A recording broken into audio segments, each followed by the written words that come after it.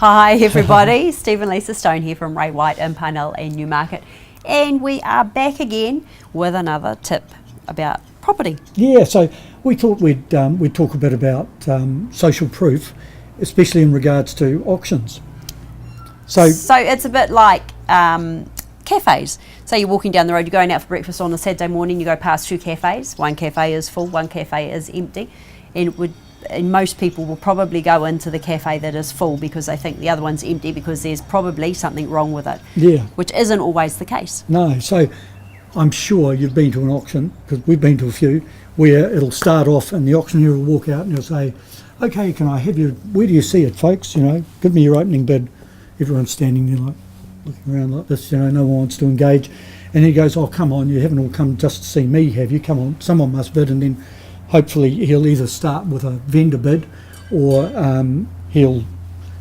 somebody from the somebody floor with a floor will finally put their hand up, and then all of a sudden it takes off and you get a flurry of bids and the property maybe goes through and ends up selling.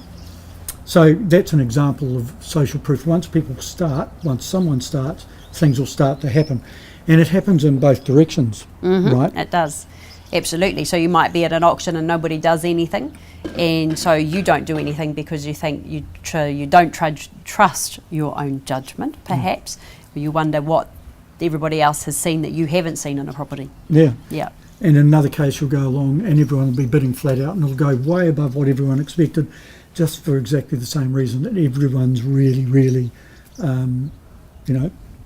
Engaged. carried away, and gets carried away because if so-and-so's standing there and they think it's worth putting their hand up for another $5,000, why wouldn't you? We're obviously all in the same, we're setting the market price. But I guess the moral of the story is don't be put off if other people aren't bidding. If you see the value at $900,000, be prepared to bid at $900,000. You don't have to go higher. Absolutely. So, and if no one else bids, it doesn't mean that the property is not worth $900,000 at all. It just means the others are too. Well, I was going to say, you don't know what other people's situations is, right? Maybe they haven't had their finance organised, they can't, but you don't know. Exactly. And this is your opportunity to lead the crowd and to buy the house. And that's exactly what happens with some of those auctions where no one bids, and then straight as soon as the bidding's finished, we get 5 multi-offers on the property. So if you're cash unconditional and you can bid at auction, don't be put off by other people not bidding. You may be in a position to get yourself a bit of a bargain. Look at it as your opportunity.